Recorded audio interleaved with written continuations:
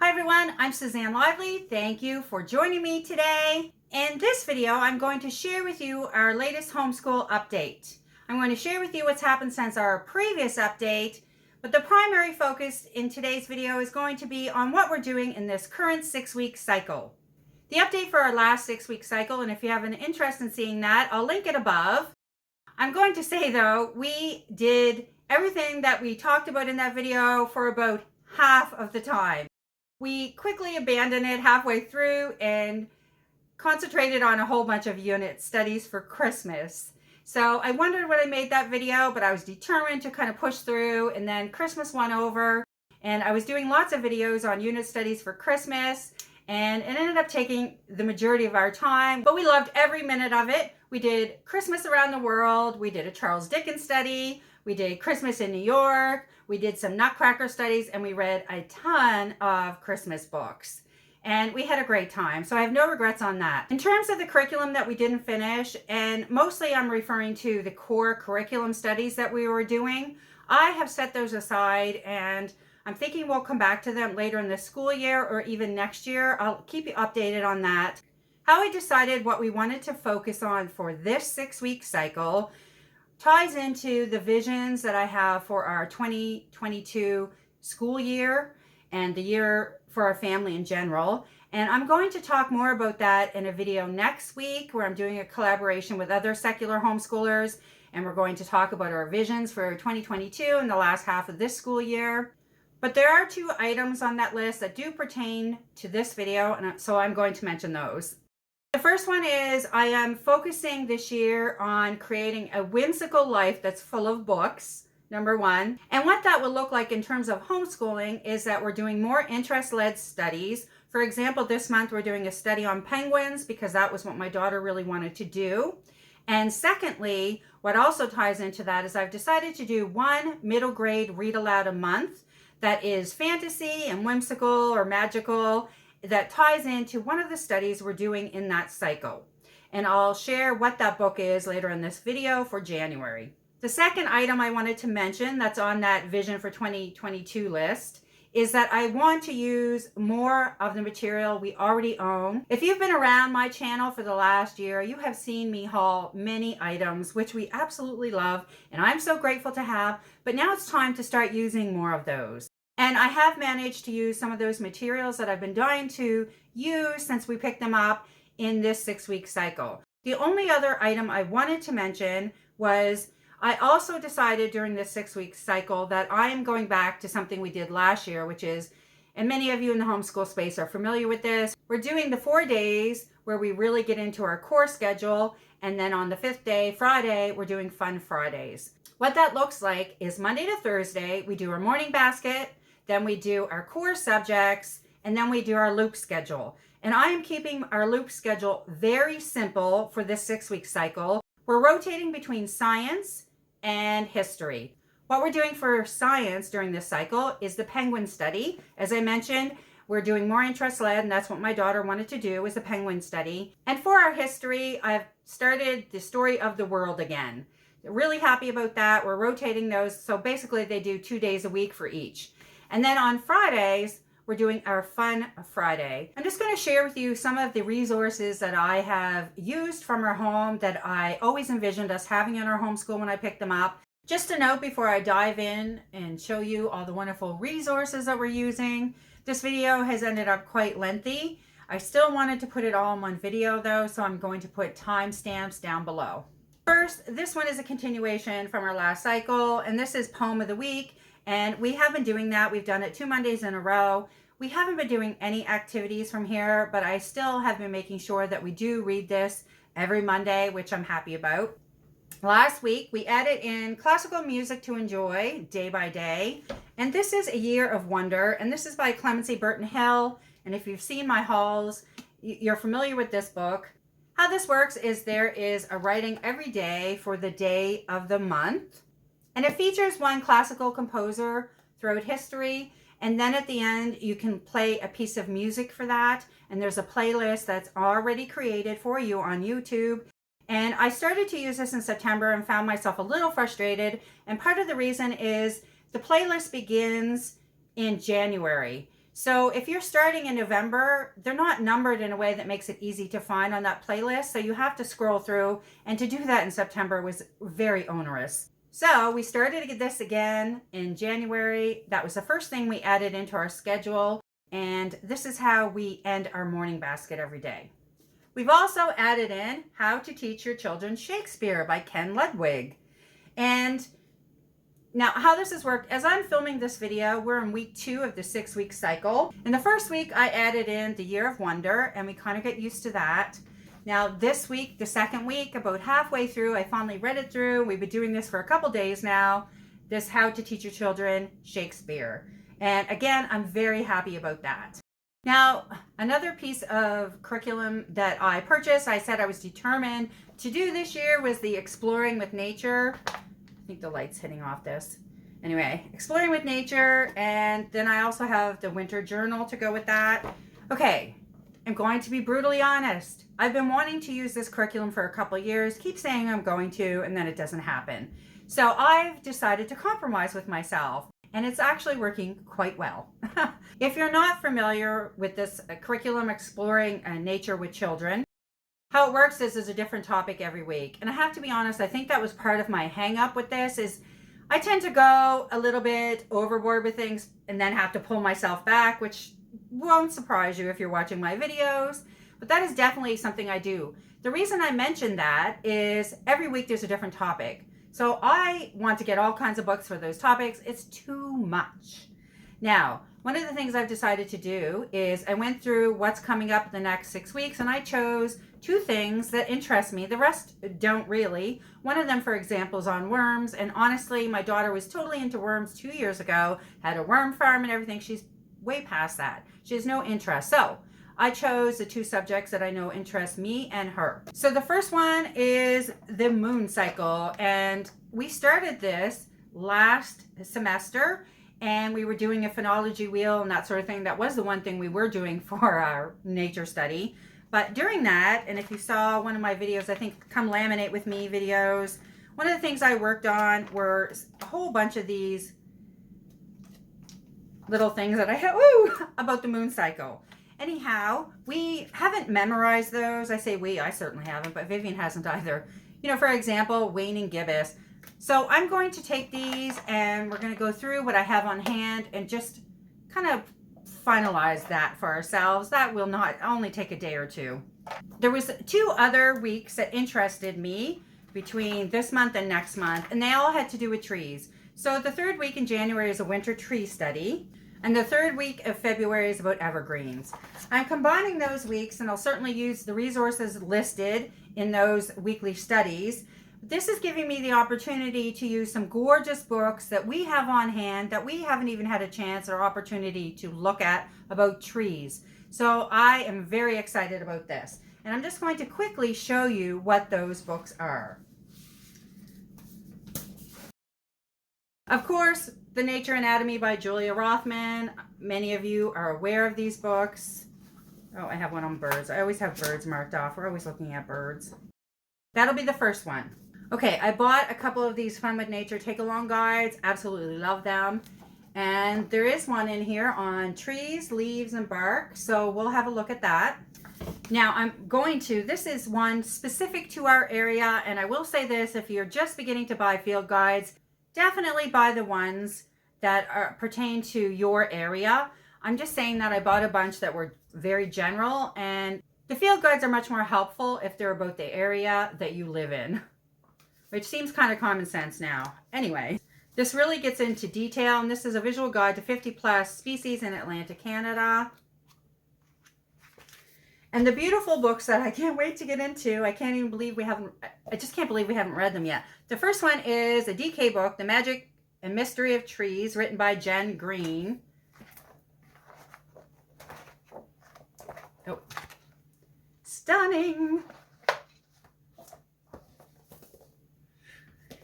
And this Christian Dorian one, oh, I went on and on about this book in a couple of videos already. Into the Forest, Wander Through a Woodland World, illustrated by Jane McGinnis. And this, oh, it's stunning.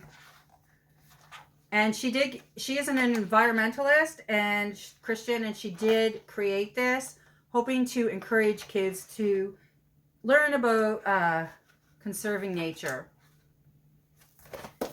And the last one I'm going to add to that is a book that hasn't come in from the library yet. I'll insert a picture here. This is called A Forest of Stories, Magical Tree Tales from Around the World.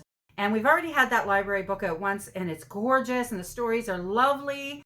And we didn't have a chance to finish it. So I've put that on hold again, and this time we'll make sure that we read it.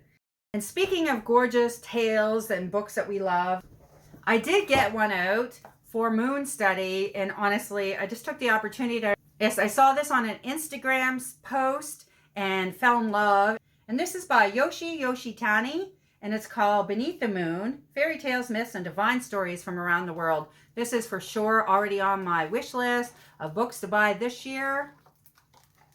But we're going to read as much as we can for our tree studies from this library book.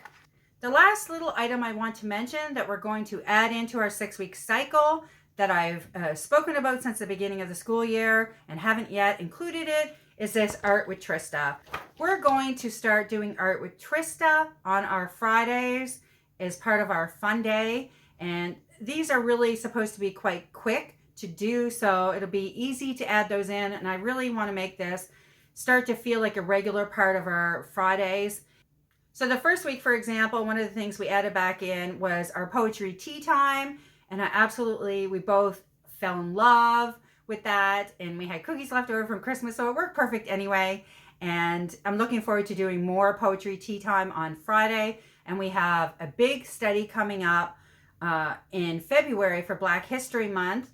And that study is on the Harlem Renaissance. So there's going to be a lot. I have purchased a couple books that are focused on poetry. So they're going to be perfect. We'll do a lot of those studies on our poetry tea time. That is tying in wonderfully.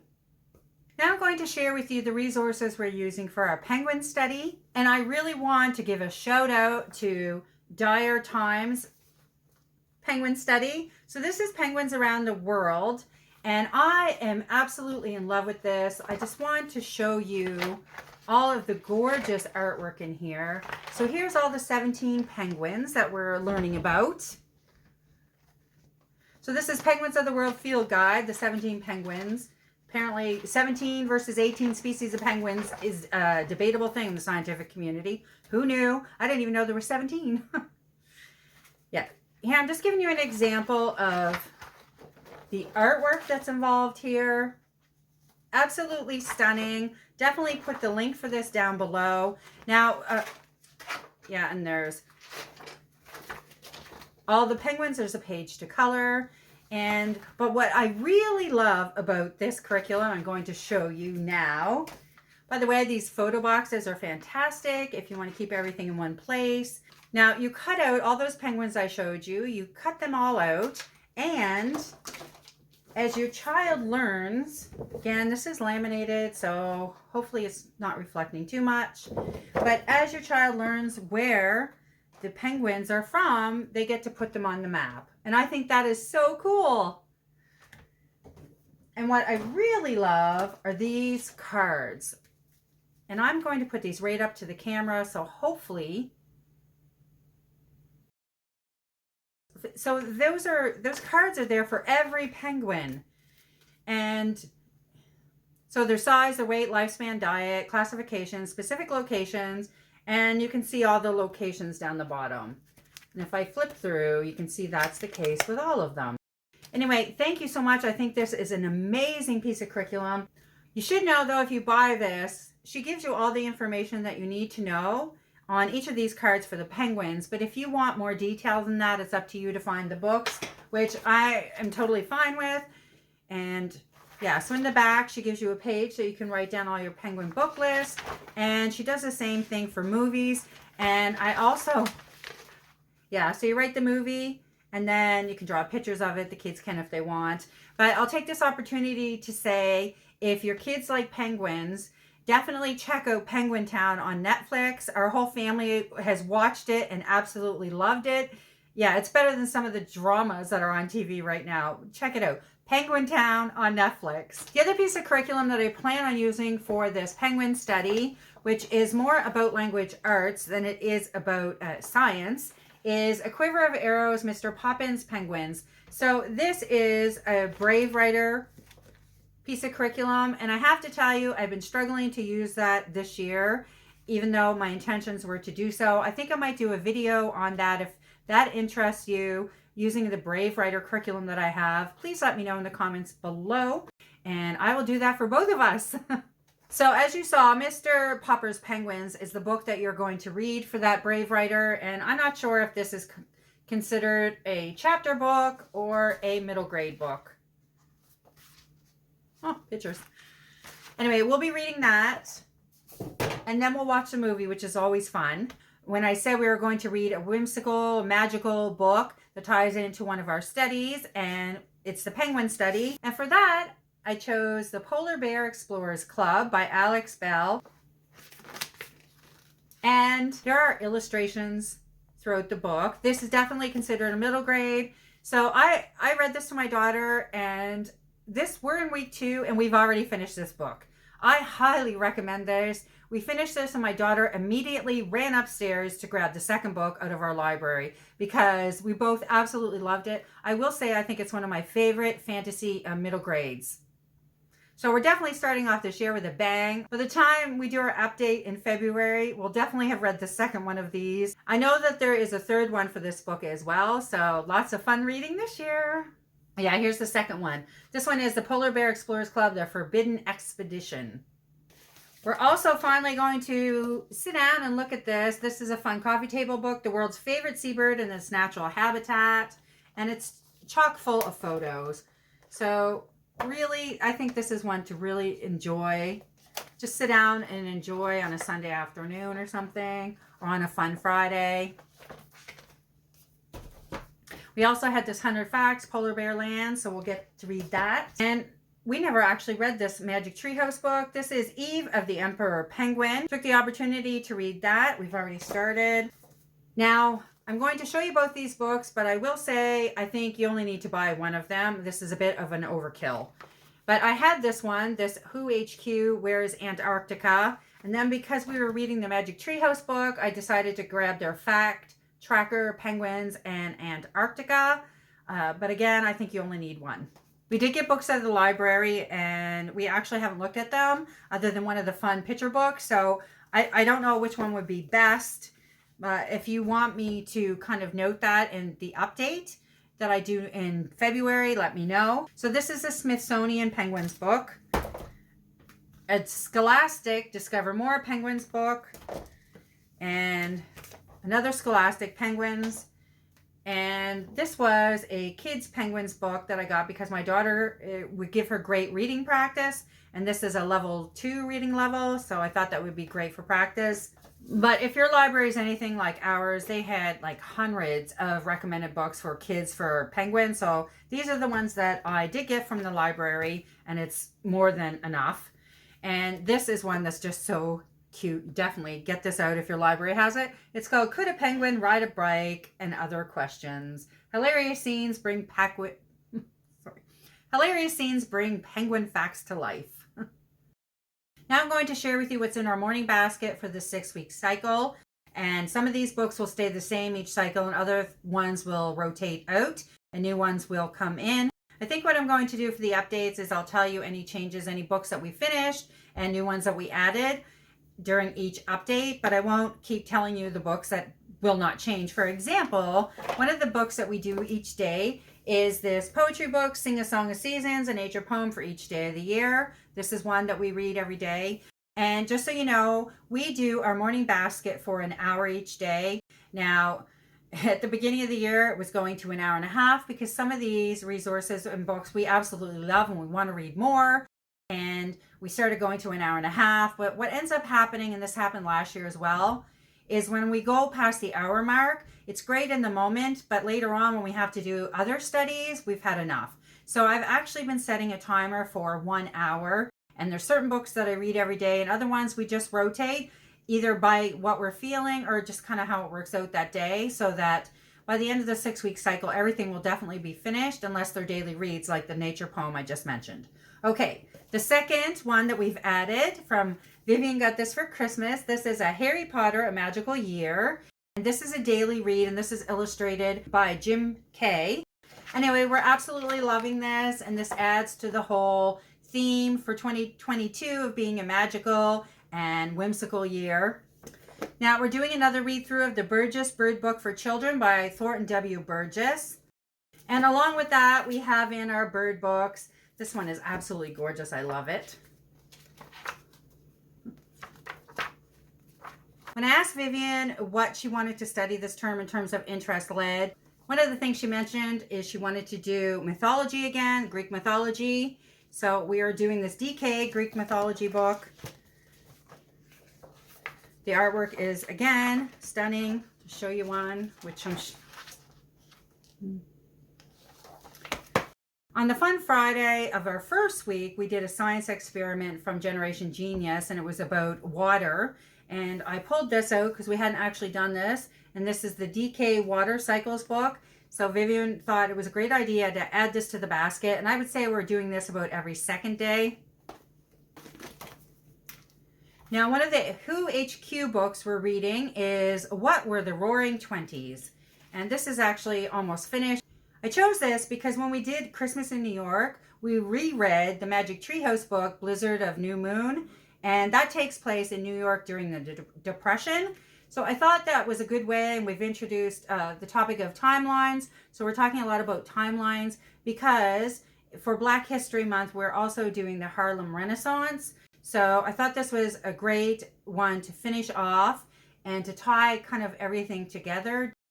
Now, we always include something that I call women's studies / girls studies in our morning basket. We've been doing that for a couple years.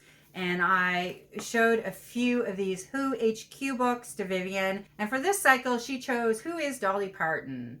Now, Vivian doesn't like or dislike country music. It's about the fact that she loves music, and she's an artist herself and writes her own music, that sort of thing. So she definitely wanted to know more about Dolly Parton. And like I said, we end off our morning basket with this Year of Wonder. We read the passage, then play the music, and that's sort of our transition from morning basket into our core subjects.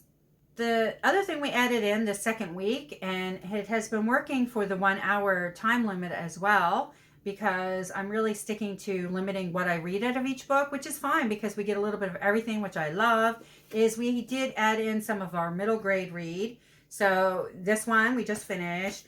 Now we're reading The Harlem Charade by Natasha Tarpley. And this takes place in Harlem, and it's a mystery book about 3 kids that really solve a mystery, and they're trying to find an artist and all the paintings that they painted that are worth a fortune. Nobody's seen them. And they're doing this in the hopes of stopping the mayor from turning Harlem into some sort of like historical playground, which sounds absurd. The reason I wanted it though was because it was talking about Harlem, and it's a middle grade book. And now this isn't happening during the Harlem Renaissance period, but there's a lot of references to that period. I think this is the 50s, or actually I'm not sure. I'm not sure what year this takes place, but it's definitely not during the Harlem Renaissance. I have ordered a magical fantasy book that's coming in for our study in February. So I'll talk more about that when that comes in. Actually, I'm going to talk more about the Harlem Renaissance unit study that I'm doing in a totally different video. Obviously, this video is already so long. I wasn't going to talk about it more, but I actually have quite a few resources that I want to share. So I thought that would make its own video. It feels very special. I've been wanting to do that study since last year when we did Black History Month. So now's the time. Look for that video to be out in the next 2 weeks. Okay, whew. That was a long one for us, and I hope you got something out of that. If there's anything more you want to know about, definitely let me know in the comments below. And please make sure to hit like if you like this video and subscribe to see more videos like it. And I will see you soon with another video.